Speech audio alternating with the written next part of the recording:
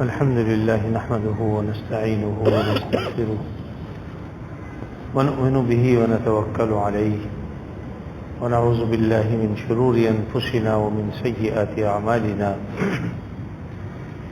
من يهده الله فلا مضل له ومن يضلله فلا هادي له وأشهد أن لا إله إلا الله وحده لا شريك له وأشهد أن سيدنا وسندنا ونبينا ومولانا محمدا عبده ورسوله صلى الله تعالى عليه وعلى آله وأصحابه وبارك وسلم تسليما كثيرا. أما بعد فأعوذ بالله من الشيطان الرجيم. بسم الله الرحمن الرحيم. قل هل ننبئكم بالأخسرين أعمالا الذين ضل سعيهم في الحياة الدنيا وهم يحسبون أنهم يحسنون صنعا. صدق اللہ العظیم.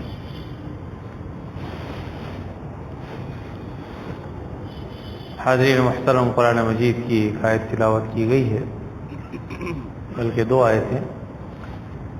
دعا فرمائیے اللہ تعالیٰ بات کو صحیح طریقے پر کہنے کی، سننے کی، سمجھنے کی اور سمجھ کر عمل کرنے کی ہمیں توفیق عطا فرمائے.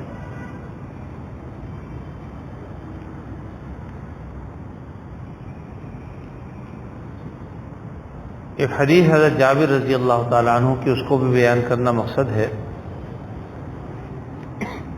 حضرت جابر رضی اللہ تعالیٰ عنہ فرماتے ہیں کہ نبی کریم صلی اللہ علیہ وسلم جب خطبہ ارشاد فرمایا کرتے تھے، احمرت عیناہ، آپ کی آنکھیں سرخ ہو جاتی تھیں،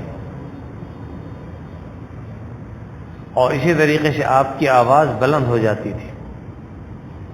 جس طرح جوش میں ایک انسان خطاب کرتا ہے تو کبھی کبھی آپ پر یہ کیفیت طاری ہوتی تھی کہ آپ کی آواز بلند ہو جاتی تھی، آنکھیں سرخ ہو جاتی تھیں، اور آپ بیان اس طرح سے فرماتے تھے کہ جس چیز کو بیان فرما رہے ہیں وہ اپنی آنکھوں سے دیکھ رہے ہیں. خاص طور پر اہل عرب کے یہاں ایک بات معروف تھی کہ کسی خطرے سے اگر انہیں خبردار کرنا ہوتا تھا تو اس وقت کوئی شخص پہاڑ پر چڑھ جاتا تھا اور دشمن کی آمد کی اطلاع دیتا تھا کہ بھئی دشمن حملہ آور ہو گیا. آپ صلی اللہ علیہ وسلم بھی جب خطبہ دیا کرتے تھے تو عام طور پر فرماتے تھے اس طریقے سے کہ گویا کوئی لشکر ہے جو حملہ کرنا چاہتا ہے، حملہ آور ہوا چاہتا ہے، صبح حملہ کیا یا شام کو کیا. میں خلاصے کے طور پر عرض کر رہا ہوں. اور پھر اس کے ساتھ ساتھ آپ صلی اللہ علیہ وسلم نے فرمایا کہ میں اور قیامت دونوں ساتھ ساتھ آئے، یعنی زیادہ فاصلہ نہیں ہے مجھ میں اور قیامت میں. پھر فرمایا کہ جس طرح سے انگوٹھا اور برابر کی انگلی، شہادت کی انگلی ہے، یہ دونوں ساتھ ساتھ ہیں، اسی طریقے سے میرا آنا اور قیامت کا آنا بھی اس طرح ساتھ ساتھ. اور پھر اس طریقے سے ایک طویل حدیث آگے بیان فرمائی کہ بہترین کلام جو ہے وہ کلام اللہ ہے، اور بہترین جو اللہ نے ہدیہ بھیجا ہے وہ نبی کریم صلی اللہ علیہ وسلم کی ذات اقدس ہیں. اسی طرح فرمایا کہ کاموں میں سب سے بدترین کام جو ہے دین میں نئی بات کو ایجاد کرنا ہے، شر الامور محدثاتها، اور فرمایا کہ ہر نئی بات بدعت ہے، وکل بدعت ضلالہ، اور ہر بدعت یہ گمراہی ہے. بہرحال تفصیل سے حضرت جابر رضی اللہ تعالیٰ عنہ اس حدیث کو بیان فرمایا. حضرت جابر رضی اللہ تعالیٰ عنہ بڑے صحابی ہیں، جلیل القدر صحابی ہیں. بعض اوقات ذہن میں آتا ہے کہ جابر کے معنی ظالم کے آتے ہیں، تو یہ کیسا نام ہے جابر؟ یاد رکھیے کہ عربی کے اندر جابر ظالم کو نہیں کہتے. ہمارے اردو میں اگر کہتے ہوں تو کہتے ہوں کہ بڑا ظالم جابر آدمی ہے، لیکن عربی زبان میں جابر ظالم کو نہیں کہتے. یہ ظالم کے معنی میں استعمال نہیں ہوتا، بلکہ اللہ رب العزت کی ایک صفت ہے جبار. اسی سے ہے یہ. تو جابر کے معنی ہڈی کو جوڑنے والا، اور جبار کا مطلب یہ ہے کہ بہت زیادہ ٹوٹی ہوئی ہڈی کو جوڑنے والا. اور اسی طریقے سے جبار کے ساتھ ساتھ ایک نام آتا ہے قہار، یعنی صفاتی نام ہے. تو ہمارے یہاں قہار کے معنی بھی عام طور پر قہر کرنے والا، قہر ڈھانے والا، یعنی ظلم اور جبر کی علامت کے طور پہ ہم اس کو استعمال کرتے ہیں. یہ بھی عربی زبان کا لفظ ہے، اور اس کے معنی بھی ہمارے ہاں اردو میں جو سمجھے جاتے ہیں وہ نہیں، بلکہ قہار کے معنی ہے غالب، یعنی ساری دنیا پر غالب ہے وہ، اور ساری دنیا اس کے لیے مغلوب. تو جبار اور قہار یہ دو صفتیں ہیں اللہ رب العزت کی. بلکہ جتنے بھی اللہ تعالیٰ کے اسماء گرامی ہیں اور اس کی صفات ہیں، کوئی نام بھی ایسا نہیں ہے جو عذاب پر دلالت کرتا ہو. اللہ تعالیٰ کا کوئی نام ایسا نہیں ہے، خاص طور پر جو نام ہمیں معروف ہیں، 99 نام یا 99 صفاتی نام جتنے بھی ہیں، ان میں کوئی نام بھی ایسا نہیں ہے کہ وہ عذاب پر دلالت کرتا ہو، بلکہ یا تو رحمت پر دلالت کرتے ہیں. اللہ تعالیٰ کا رحمان ہونا، رحیم ہونا، کریم ہونا، غفور ہونا، یہ یعنی رحمانیت پر یہ تو دلالت کرتے ہیں، یا پھر اللہ کی ربوبیت پر دلالت کرتے ہیں، اللہ تعالیٰ کی شان کو بیان کرتے ہیں. اب جیسے یہ جابر ہی کا لفظ ہے، جبار کا لفظ ہے، تو اس کا مطلب یہ ہے کہ بہت زیادہ ٹوٹی ہوئی ہڈیوں کو جوڑنے والا. اور حقیقت بھی یہی ہے، دنیا میں کوئی دوا اب تک ایسی ایجاد نہیں ہوئی جو ہڈی کو جوڑ دے. ڈاکٹر حضرات بھی آپریشن کرنے کے بعد زیادہ سے زیادہ یہ کرتے ہیں کہ ہڈی کو بٹھا دیتے ہیں، صحیح جگہ پر بٹھا دیا. آپریشن کرنے کے بعد بھی زیادہ سے زیادہ ڈاکٹر کا کام یہ ہے کہ وہ ہڈی کو صحیح رخ پر بٹھا دے، اور اس کے بعد پھر اس کو وہ لپیٹ دیتا ہے، باندھ دیتا ہے.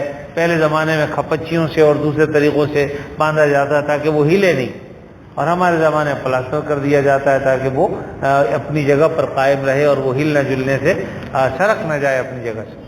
جوڑتے اللہ تعالیٰ ہی ہیں، اس پہ کوئی آپ سلوشن نہیں لگاتے، کوئی دوائی نہیں لگاتے، کوئی غرہ نہیں لگاتے، کوئی گوند نہیں لگاتے، بلکہ سب اللہ رب العزت کا کمال ہے. یعنی اللہ تعالیٰ جوڑتے ہیں، ہمارا کام صرف ہڈی کو صحیح طریقے پہ بٹھا دینا ہے. یہی وجہ ہے کہ بعض اوقات ہڈی صحیح نہیں بیٹھتی، ایکس رے کرایا جاتا ہے، پتہ چلا ہڈی پہ ہڈی چڑھ گئی، ڈاکٹر دوبارہ اس کو توڑ دیتا ہے، پھر توڑ کے صحیح بٹھاتا ہے. اس میں تھوڑی تکلیف بھی ہوتی ہے، لیکن یہ کہ تاکہ ہڈی صحیح بیٹھ جائے. یہی وجہ ہے کہ جب وہ غلط بیٹھ جاتی ہے تب بھی جڑ جاتی ہے، اور جب صحیح بیٹھ جاتی ہے تو یقیناً صحیح طریقے پہ جڑے گی. تو اس لیے اللہ تعالیٰ کی یہ صفت جو ہے، صفت جبار، یہ اس بات پر دلالت کرتی ہے کہ اللہ رب العزت ہی وہ ذات ہیں جو انسان کی ہڈیوں کو جو ٹوٹ جائیں تو جوڑنے والا ہے. اور اسی طریقے سے اللہ تعالیٰ قہار کے معنی ہے کہ اللہ تعالیٰ غالب ہیں تمام پر. اللہ تعالیٰ پر کوئی غالب نہیں آ سکتا.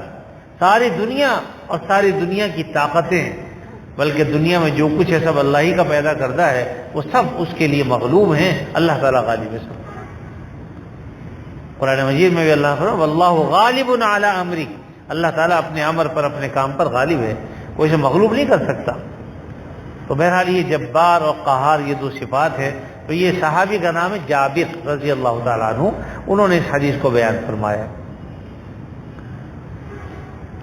اس حدیث میں بہت سی چیزیں بیان کی گئی ہیں.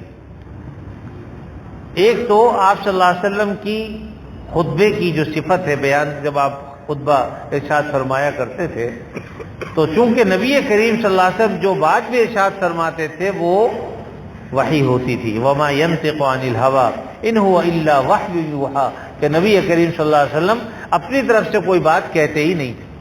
اگر آپ کسی عذاب کی خبر دے رہے ہیں تو بھی اللہ کی طرف سے ہے، اگر کسی چیز کی خوشخبری دے رہے ہیں تو بھی اللہ کی طرف سے ہے، اگر کسی حملہ آور کے حملے کی خبر دے رہے ہیں تو بھی اللہ کی طرف سے ہے. چنانچہ ایک حدیث میں آتا بھی ہے کہ نبی کریم صلی اللہ علیہ وسلم نے ایک مرتبہ پہاڑ پہ آپ کھڑے ہو گئے، اور کھڑے ہو کر آپ نے نام لے لے کر عرب کے قبیلوں کو پکارا، اور جب سب جمع ہو گئے تو سب سے آپ نے کہا کہ بتاؤ، اگر میں تمہیں یہ خبر دوں کہ تم پر ایک دشمن حملہ کرنا چاہتا ہے، صبح کیا یا شام کیا، تو کیا تم میری بات کا یقین کر لو گے؟ سب نے کہا کہ یقین نہ کرنے کی کوئی وجہ نہیں، اس لیے کہ آپ صادق ہیں، آپ امین ہیں، آپ کبھی جھوٹ نہیں بولتے، آپ سچے ہیں، اس لیے ہم یقین کیوں نہیں کریں گے؟ تو آپ نے فرمایا کہ قیامت آنے والی ہے، اپنے اعمال کو درست کر لو. یعنی آپ نے ڈرایا ان کو، ایک اللہ کی عبادت کرو، اپنے عقائد کو درست کر لو، اپنے اعمال کو درست کر لو، اس لیے کہ قیامت ان قریب آنے والی ہے. بات یہ ہے کہ بہت سے لوگ یہ سمجھتے ہیں کہ قیامت بھائی 1400 سال تو حضور صلی اللہ علیہ وسلم کو دنیا سے تشریف لے گئے ہو گئے، آپ تشریف لے گئے تو 1400 سال تو اس کو گزر گئے، تو قیامت کب آئے گی؟ بات یہ ہے کہ دنیا کی عمر اگر لاکھوں سال کیا کروڑوں سال بھی ہو جائے، اربوں سال بھی ہو جائے، تو آخرت کے مقابلے میں کچھ بھی نہیں. اس اعتبار سے کہتے ہیں کہ قیامت قریب ہے، اس لیے کہ اس کی عمر جو ہے وہ آخرت کے مقابلے سے دیکھی جاتی ہے، اور آخرت جو ہے وہ تو لامتناہی کبھی ختم نہیں ہوگی، اس لیے دنیا کی عمر اس کے مقابلے میں کچھ بھی نہیں. اور یہی وجہ ہے کہ آپ صلی اللہ علیہ وسلم سے پہلے جو انبیاء علیہ السلام دنیا میں تشریف لائے، جب وہ اپنی قوم کو ڈرایا کرتے تھے تو یہ بتاتے تھے کہ نبی آخر الزماں تشریف لانے والے ہیں، اور ان کا آنا یہ قیامت کی علامت ہوگی. یعنی پچھلے انبیاء علیہ السلام اس طرح سے اپنی قوم کو ڈرایا کرتے تھے کہ نبی آخر الزماں تشریف لانے والے ہیں، اور ان کی آمد اور قیامت کی آمد قریب قریب ہے. یعنی آپ گویا آ گئے تو اس کے بعد اب قیامت ہی آئے گی، اب چاہے وہ 2000 سال بعد آئے. دوسری بات آپ نے فرمائی کہ من مات قد قامت قیامت، جو مر گیا اس کی قیامت تو آ گئی. تو لوگ تو مر ہی رہے ہیں نا، ایسا تو نہیں کہ اب سب اکٹھی قیامت کا آنا، یقیناً وہ آئے گی اپنے مقام پر، اپنی جگہ پر، جب بھی اللہ تعالیٰ کے علم میں جو وقت ہے اس وقت وہ آئے گی. لیکن یقیناً یہ بھی اللہ کا کرم ہے کہ وہ مسلمانوں پر نہیں آئی. اس لیے ہمیں تو کہا جاتا ہے کہ تم تیاری کرو، موت کسی وقت بھی آ جائے گی اور تمہاری قیامت وہی ہے. جو مر گیا اس کی قیامت تو آ گئی، اور جو قیامت کبریٰ بپا ہونے والی ہے، آنے والی ہے، وہ قیامت کبریٰ تو کافروں پر آئے گی، مسلمانوں پر نہیں. چنانچہ احادیث میں اس سلسلے میں بہت سی باتیں ارشاد فرمائی ہیں آپ صلی اللہ علیہ وسلم نے کہ بہت پہلے جو ہے مسلمانوں کو موت آ جائے گی. جہاں کہیں بھی کوئی مسلمان ہوگا، اللہ اللہ کرنے والا ہوگا، اس کو موت آ جائے گی، اور دنیا میں صرف کفر ہی کفر رہے گا، صرف کفر. اور اب پھر وہ بھی ایک طویل عرصے تک رہیں گے، پھر اللہ کا نام لینے والا کوئی نہ ہوگا. ان پر آئے گی قیامت، کیونکہ حدیث میں یہی آتا ہے جب تک کائنات میں ایک شخص بھی اللہ اللہ کرنے والا ہے قیامت نہیں آئے گی. حدیث میں آتا ہے، آپ نے سنا ہوگا، معروف حدیث ہے یہ. اس کا مطلب کیا ہے کہ اللہ اللہ کرنے والے سے مراد تو مسلمان ہی، ایک شخص بھی اگر اللہ کرنے والا ہے دنیا میں قیامت نہیں آئے گی، اور جب وہ ایک بھی ختم ہو جائے گا تو قیامت آ جائے گی. اس سے یہ بھی پتہ چلا کہ اللہ والے جب تک موجود رہیں گے قیامت نہیں آئے گی. تو اس دنیا کو روک رکھا ہے اللہ کے مبارک نام نے، کہ جب تک یہ نام لیا جا رہا ہے، جب تک اللہ کا ذکر کیا جا رہا ہے، اس وقت تک انشاءاللہ قیامت نہیں آتی. لیکن ہمیں بہرحال اپنی تیاری اس اعتبار سے کرنی چاہیے گی، قیامت کبریٰ تو جب آئے گی، لیکن جو قیامت ہم پر ٹوٹنے والی ہے وہ تو ہماری موت کی شکل میں ہے. تو کتنے مبارک وہ لوگ ہیں کہ جو اللہ کا نام لیتے ہوئے دنیا سے رخصت ہو جائیں، قرآن مجید پڑھتے ہوئے رخصت ہو جائیں، کلمہ طیبہ کا ورد کرتے ہوئے رخصت ہو جائیں. کتنی مبارک موت ہے وہ.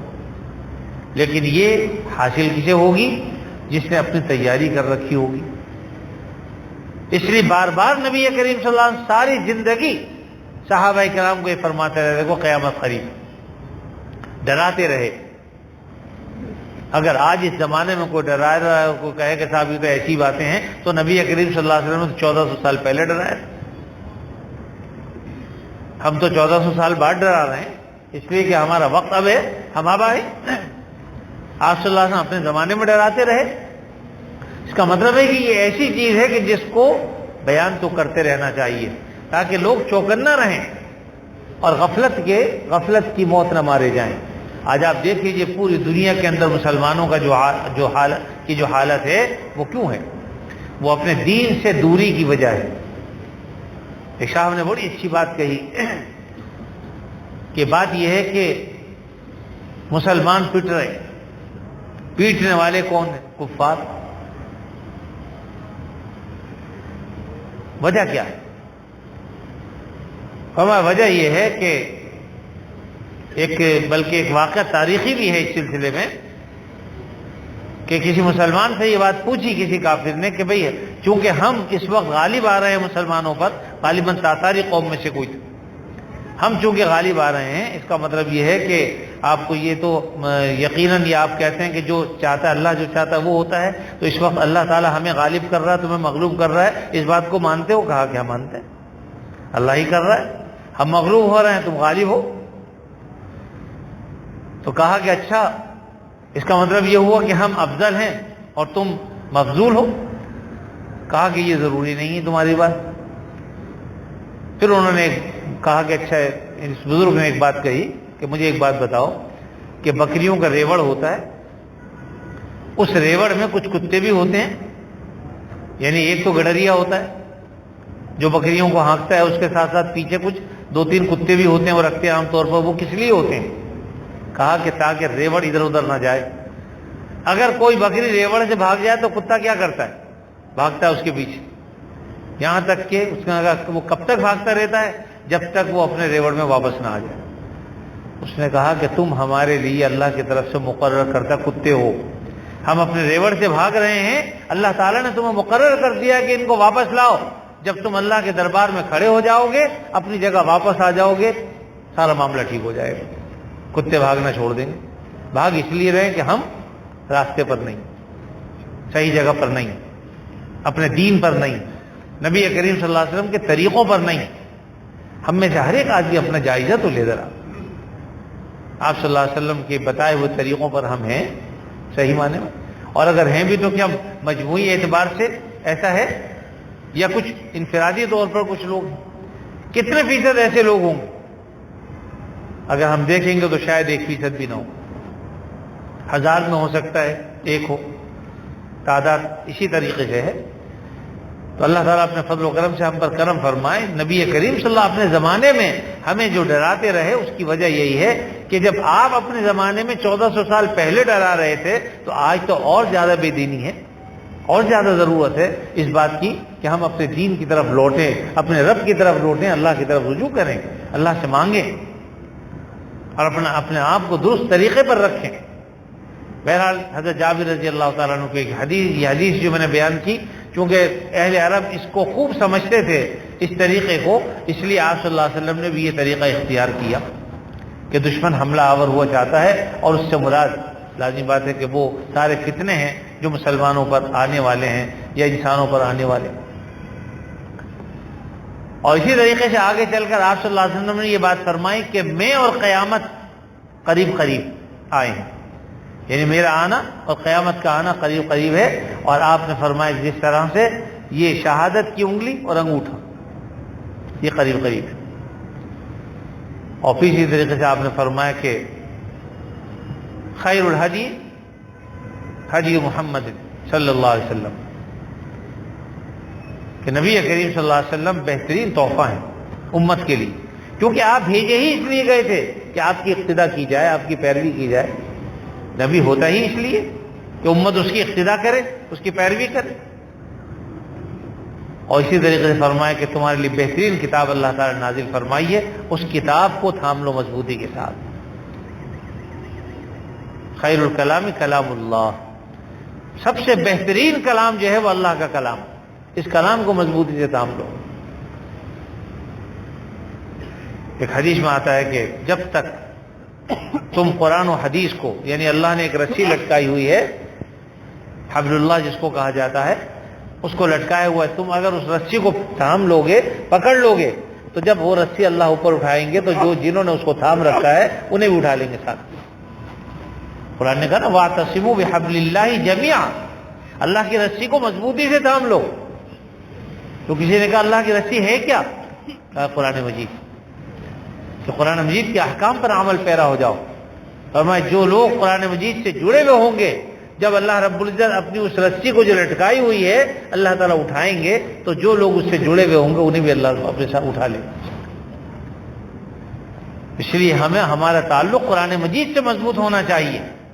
اللہ کے نبی صلی اللہ علیہ وسلم سے مضبوط ہونے کا مطلب آپ کے طریقوں سے مضبوط ہونا چاہیے کہ آپ کے طریقوں کو اختیار کریں, قرآن مجید کی ہدایات کے مطابق زندگی گزارنے کی کوشش کریں, تو انشاءاللہ پھر بات بن جائے گی. اسی طریقے سے فرمایا کہ شر الامور محدثاتها, سب سے بدترین امور کاموں میں سب سے بدترین کام کیا ہے؟ دین میں نئی چیزیں پیدا کرنا. اور وجہ ظاہر ہے کہ جو دین نبی کریم صلی اللہ علیہ وسلم لے کر آئے اس دین کو اپنے سینے سے لگانا, اس کے طریقوں پر عمل کرنا, اس میں ہماری کامیابی ہے. اور اگر اس طریقے کو چھوڑ کر ہم کوئی دوسرا طریقہ اختیار کرتے ہیں تو یقیناً وہ طریقہ ناکامی کا ہے, اس سے بچنے کے لیے ہمیں کہا گیا. تو اس لیے فرمایا کہ شر الامور محدثاتها, اور پھر ساتھ میں یہ فرمایا کہ ہر نئی چیز جو ہے وہ بدعت ہے اور ہر بدعت گمراہی. وَكُلُّ بِدْعَةٍ ضَلَالَةٍ وَكُلُّ ضَلَالَةٍ فِي النَّارِ, اور جتنی بھی ضلالت اور گمراہی کی چیزیں ہیں یہ سب کے سب یہ دوزخ میں لے جانے والی ہیں. تو بہرحال یہ اس بات کو اس لیے بیان کیا کہ جو آپ نبی کریم صلی اللہ علیہ وسلم جو دین لے کر آئے اس دین پر چلنے کی کوشش کرو, اپنی طرف سے نئی چیزیں ایجاد مت کرو. اور اس کا طریقہ یہی کہ جو لوگ جاننے والے ہیں اللہ تعالیٰ نے جن کو علم دیا ہے قرآن و حدیث کا, یقیناً وہ جو بات بتائیں گے وہی مستند ہوگی. آدمی سبزی والے کے پاس جاتا تو سبزی ملتی ہے, لوہار کے پاس جائے گا تو لوہا ملے گا, اور اسی طریقے سونار کے پاس جائیں گے تو آپ کو سونا ملے گا. تو ایسے ہی جو اللہ تعالیٰ کی معرفت رکھتے ہیں ان کے پاس جائیں گے تو اللہ ملے گا انشاءاللہ. تو قرآن و حدیث کو جاننے والوں کے پاس یہ چیز ملے گی. آپ کہیں اور سے لینا چاہیں گے, کسی ڈاکٹر سے لینا چاہیں, کسی انجینئر سے لینا چاہیں تو آپ کو وہ بات معلوم نہیں ہو سکے گی. اس کی وجہ یہی ہے کہ وہ بیچارے جانتے نہیں, واقف نہیں. کوئی مکان کا نقشہ آپ انجینئر کے بجائے کسی عالم کے پاس لے جائیں کہ صاحب مکان کا نقشہ بنا دو, بیچارہ کیا بنائے, اس لیے کہ اس کا علم نہیں اس میں. لیکن جو جس علم کا ماہر ہے وہ اپنے علم کے مطابق بتائے گا آپ کو صحیح بات. اس لیے ہمیں ایک تو یہ کہ اپنے صحیح راستے پر چلنا چاہیے اور سنت طریقوں کو اختیار کرنا چاہیے. انشاءاللہ ہماری کامیابی اسی میں. مسلمان کی کامیابی تو اللہ نے نبی کریم صلی اللہ علیہ وسلم کے طریقوں ہی میں رکھی ہے. باقی دوسری قومیں چاہے جیسے ترقی کریں, کیونکہ ان کے لیے آپ صلی اللہ علیہ وسلم کی ذات مقتدی ہے ہی نہیں, ان کی اقتدائی نہیں کرتے, اس لیے ان کی ترقی کا راز بھی اس میں نہیں ہے. ان کو تو دنیاوی ترقی ملے گی, لیکن مسلمان کے لیے ترقی جو ہے وہ اللہ کے نبی صلی اللہ علیہ وسلم کے طریقوں میں. اور مسلمان بھی اگر وہ طریقے اختیار کرے گا جس سے دنیاوی ترقی حاصل ہوتی ہے تو دنیا بھی ملے گی. اللہ رب العزت ہمیں سمجھ عطا فرمائے. غالباً حضرت امداد اللہ مہاجر مکی رحمۃ اللہ علیہ نے اپنے کسی قریب کے زمانے کے بزرگ کا ایک قصہ لکھا اور اس کو حضرت تھانوی رحمۃ اللہ علیہ نے اپنے مواعظ میں بھی نقل فرمایا کہ ایک بزرگ نے چاہا کہ میں نماز کی جو عملی کیفیت ہے, صورت ہے, وہ میں دیکھنا چاہتا ہوں. انہوں نے خواب میں دیکھا کہ ایک حسین و جمیل عورت ہے, اس شکل میں انہوں نے نماز کو دیکھا, لیکن ساتھ میں یہ دیکھا کہ حسن و جمال تو اس پر ہے لیکن آنکھیں نہیں, نابینا, اندھی. تو اللہ تعالیٰ سے کہا کہ یا اللہ, نماز کی شکل و صورت تو دیکھ لی انتہائی حسین و جمیل عورت کی شکل میں, لیکن یہ اندھی کیوں ہے؟ تو ہمیں بات یہ ہے کہ تم چونکہ آنکھ بند کر کے نماز پڑھتے ہو, نبی کی سنت یہ کہ آنکھ کھول کر نماز پڑھو. تو اگر سے نماز آنکھ بند کر کے پڑھے تو ہو تو جاتی ہے, لیکن اس میں جو کمی ہو سکتی ہے وہ عملی طور پر دکھا دی گئی. اس سے سنت طریقے سے ہٹ کر جب ہم کچھ طریقہ اختیار کریں گے, بعض اوقات نماز تو پڑھ رہے ہیں لیکن کامل اور صحیح طریقے پر نہیں پڑھ رہے, تو جو جتنی کیفیت ہمیں کمی ہے ہماری, اسی طریقے سے جب جو صورت ملے گی اس میں بھی کمی نظر آئے گی. تو ہمیں بظاہر معلوم نہیں ہوتا. تو اگر نماز آنکھ بند کر کے اگر کوئی شخص پڑھتا ہے, اس کے پڑھنے سے اسے یکسوئی حاصل ہوتی ہے تو ناجائز نہیں ہے جائز. لیکن چونکہ نبی کریم صلی اللہ علیہ وسلم کا طریقہ یہ نہیں تھا, آپ کا طریقہ یہ تھا کہ آنکھ کھول کے نماز پڑھو. یہی وجہ ہے کہ آپ نے پڑھا ہوگا کہ بھائی جب آدمی قیام کی حالت میں ہو تو اپنی نظروں کو کہاں ٹکائے؟ سجدے کی جگہ پر. رکوع میں ہو تو کہاں پر رکھے؟ اس کا مطلب یہ آنکھ کہیں ہے لکھا, آپ نے پڑھا کہ آنکھ بند کر لے؟ کہیں بھی نہیں. جتنی بھی کیفیات کو بیان کیا جاتا تو اس میں نبی کریم صلی اللہ علیہ وسلم کی اس کیفیت کو، اس عمل کو ذکر کیا جاتا ہے کہ نماز جب ہم پڑھیں تو ہم قیام کی حالت میں آنکھوں کو کہاں رکھیں، رکوع کی حالت میں کہاں رکھیں، سجدے میں کہاں رکھیں، تشہد میں ہو تو کہاں پر رکھیں، اور ادھر ادھر دیکھنے سے منع فرمائے. یعنی یکسوئی حاصل تبھی ہوگی آنکھ کھلی بھی رہے، اور جو آپ سے بتایا طریقہ اس طریقے پر آدمی اپنی نظر جما دے، اس جگہ پر اپنی نظر جما دے، تو یقیناً اس سے ہمیں یکسوئی حاصل ہوگی. کیونکہ آپ صلی اللہ علیہ وسلم کے جو طریقہ ہے، جو راستہ ہے، وہی اصل ہے. اسی لیے بعض لوگوں نے فرمایا کہ وہ نماز جو ہم یکسوئی کے ساتھ پڑھتے ہیں لیکن خلاف سنت پڑھ رہے ہیں، اس کے مقابلے میں وہ نماز جو سنت کے مطابق پڑھ رہے ہیں، چاہے اس میں ہمیں خیالات وساوس آ رہے ہیں لیکن وہ زیادہ افضل ہے، اس لیے کہ سنت پر عمل کرنا. تو سنت پر عمل کرنا یہ زیادہ بہتر ہے بنسبت اس کے کہ ہم غیر مشروع طریقے پر عمل کریں. تو ایک نماز ہی کا معاملہ جب یہ ہے تو باقی زندگی گزارنے کے جتنے بھی طریقے آپ صلی اللہ علیہ وسلم نے بتلائے ہیں ان سارے طریقوں کو اختیار کرنا بھی تو دین ہے. چلیں کیسے، بیٹھے کیسے، لیٹے کیسے، کھائیں کیسے، پیے کیسے، یہ سارے طریقے نبی کریم صلی اللہ علیہ وسلم نے بتلا دیے ہیں. اب اگر کوئی طریقوں پر عمل کرنے والا ہو تو کوئی مشکل نہیں. آپ نے اکثر دیکھا ہوگا، میں تو دیکھتا رہتا ہوں، رات دن مسجد میں آتا ہوں جاتا ہوں، اکثر لوگوں کو دیکھتے ہیں وہ اس بات کا اہتمام کیے بغیر مسجد میں داخل ہوتے ہیں کہ داہنا پیر رکھ رہے ہیں کہ بایاں پاؤں رکھ رہے ہیں. اب آدمی کہے کہ جی تو کیا بات کی آپ نے، کچھ بھی نہیں. لیکن بات وہی ہے کہ نبی کریم صلی اللہ علیہ وسلم کے جب طریقوں کو ہم اپنائیں تو ذرا یہ بھی تو غور کر لیں اس میں تکلیف کیا ہے ہمیں. بھائی پاؤں بایاں بھی رکھنا ہے تو دائیں کیوں نہ رکھیں. اسی طریقے سے بات یہ ہے کہ جب ہم مسجد سے باہر نکلیں الٹا پاؤں باہر نکالیں، جوتا پہنے تو پہلے داہنا پہنے، اور اس کا طریقہ بتا دیا کہ بایاں پاؤں نکال کے جوتے پہ رکھ لو اور پہلے داہنا پہنو جوتا پھر بایاں پہنو. اسی طریقے سے اتارنا ہے کسی نے تو بایاں پیر پہلے اتارنے کی سنت اور ہے، پہننے کی سنت اور ہے. اب اگر تھوڑا سا ہم اگر خیال کر لیں تو کیا مشکل کام. یہی کپڑے پہننے میں بھی ہے کہ پہنے تو سیدھی سب سے پہلے داہنے جو ہاتھ ہے یہ ڈالے ہاتھ سیدھی، اور جب اتاریں تو الٹی طرف. اب آپ نے دیکھا ہوگا اکثر لوگوں مسجد میں جوتی اٹھاتے ہیں، مصلی پکڑا ہوا الٹے ہاتھ میں اور جوتی پکڑی ہوئی سیدھے ہاتھ میں. ارے بھائی تھوڑی تھوڑی سی باتیں سیکھیں گے تو ہی تو آئے گا نا. اگر کوئی تربیت یافتہ ہوگا تو اسے پتہ چل جائے گا کہ ہاں بھائی یہ تربیت یافتہ ہے. تو بعض بزرگوں کے پاس جا کر ہم سیکھتے کیا ہیں؟ وہ کوئی آلو پیاز اور ٹماٹر کا ریٹ تھوڑی بتائیں گے آپ کو یہ تھوڑی بتائیں گے دنیا میں بکرے کا اس وقت کیا ریٹ ہے اور جناب گائے کا گوشت کیا ریٹ. وہ تو آپ کو دین کی بات ہی بتائیں گے نا. اگر اس پر بھی ہم عمل نہ کریں تو بتائیے کیا فائدہ کیا ہمارا آنے کا. تو ہمیں یہ سیکھنا چاہیے کہ آپ سب کے طریقے کیا ہیں، ان طریقوں کو اختیار کریں. آپس میں ملنے ملانے کے طریقے ہیں، آپس کی معاشرت ہے، محبت اور پیار سے رہنا ہے، خاندانوں میں محبتوں کو بڑھانا ہے، دین کا پھیلانا ہے، اپنے گھروں میں دین کو جو ہے وہ سکھانا ہے، دین کی بات بتلانی ہے، ان کے ذہن بنانے. بعض اوقات کھیل میں ذہن بن جاتے ہیں. دین کی بات بتانی ہو گھر میں تو ایسی باتیں ابھی اتفاق سے ہمارے امتحان ہو رہے تھے، شیخ سعدی رحمۃ اللہ علیہ کی ایک حکایت آ گئی. ایک حکایت آئی اور اس حکایت یہ تھی کہ ایک بادشاہ نے اپنے منشیوں کو لکھا کہ جو لوگ بادشاہ کے قریب ہیں ان سب کی جتنی بھی تنخواہ اس سے ڈبل کر دو، اس لیے کہ بادشاہ کے حکم کے منتظر رہتے ہیں اور اس کے فرما بردار ہیں. اور اس کے مقابلے میں جو دوسرے لوگ ہیں ان کا معاملہ یہ ہے کہ ان کی تنخواہیں بند کر دو. تو یہ شیخ سعدی رحمۃ اللہ علیہ نے لکھا ہے. ایک بزرگ وہاں سے گزر رہے تھے تو انہوں نے جب یہ بات سنی تو رونے لگے. کسی نے پوچھا آپ کیوں روتے ہیں؟ فرمایا کہ اللہ تعالیٰ کا معاملہ بھی ایسا ہی ہے لوگوں کے ساتھ کہ جو اللہ کے دربار میں آتے ہیں، 5 وقت حاضری دیتے ہیں، اللہ کے آگے سر جھکاتے ہیں، اللہ تعالیٰ بھی ان پر اپنی انعام و اکرام کی بارشیں فرماتے ہیں. اور بعض اوقات اگر وہ بیمار ہو جائے، بعض اوقات وہ سفر میں ہو اور وہ اعمال انجام نہ دے سکے، ثواب اس کو ملتا رہتا ہے. ایک آدمی کھڑے ہو کے نماز پڑھتا ہے لیکن اب بیمار ہو گیا بیچارہ، بیٹھ کے پڑھ رہا ہے یا لیٹ کر پڑھ رہا ہے یا اشاروں سے پڑھ رہا ہے. یہ بیماری کس کی طرف سے آئی؟ اللہ کی طرف سے. انشاءاللہ اجر و ثواب پورا ملے گا. ایک آدمی وقت کا پابند ہے، مسجد میں آ کے نماز پڑھتا ہے ہمیشہ، لیکن بیمار ہو گیا، چلنے سے معذور ہے. یاد رکھیے کہ اگر وہ مسجد میں بیماری کی وجہ سے نہیں آ سکا، اللہ تعالیٰ ظالم نہیں.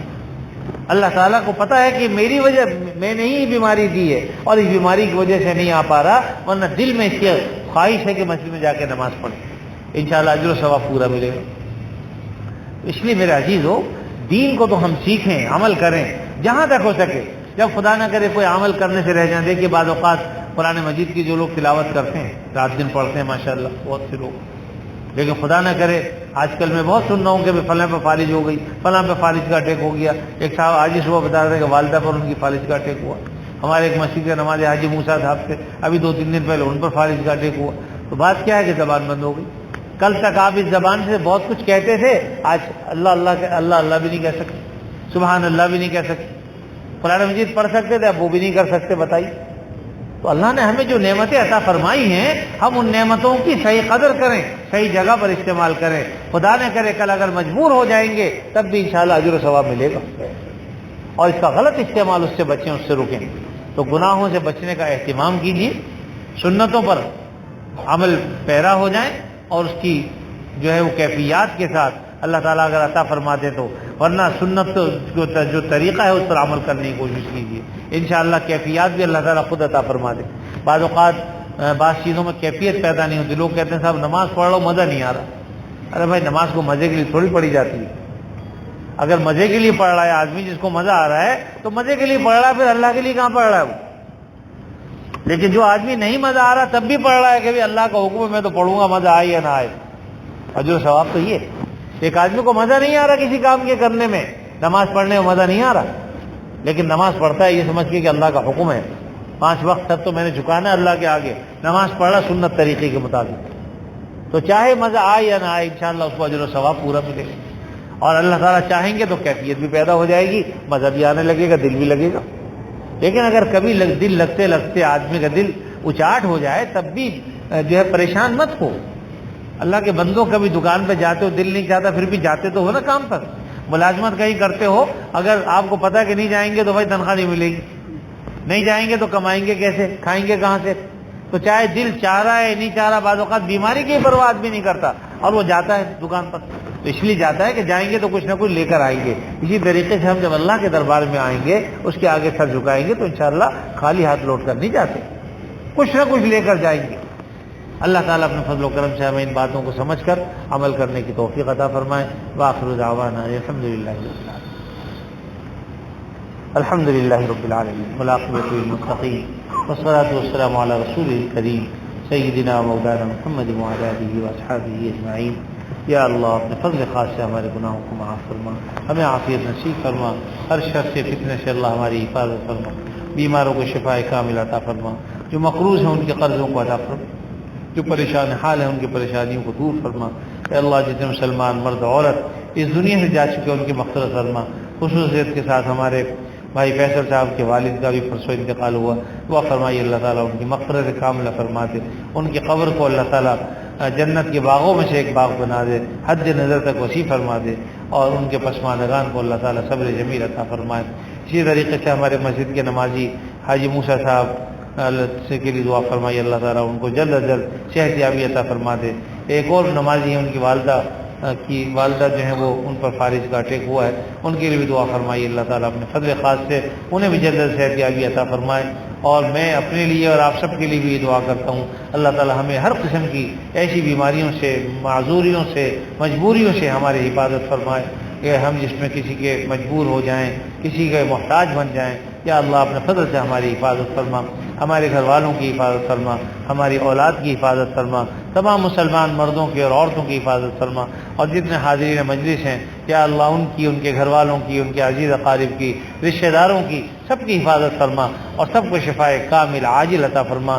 یا اللہ اپنے فضل خاص سے جو بھی جس قسم کی بیماریاں بھی ہیں، جسمانی ہو یا روحانی، سب سے شفا عطا فرما دیجئے اور ہم سب کو صحت یابی عطا فرمائیے۔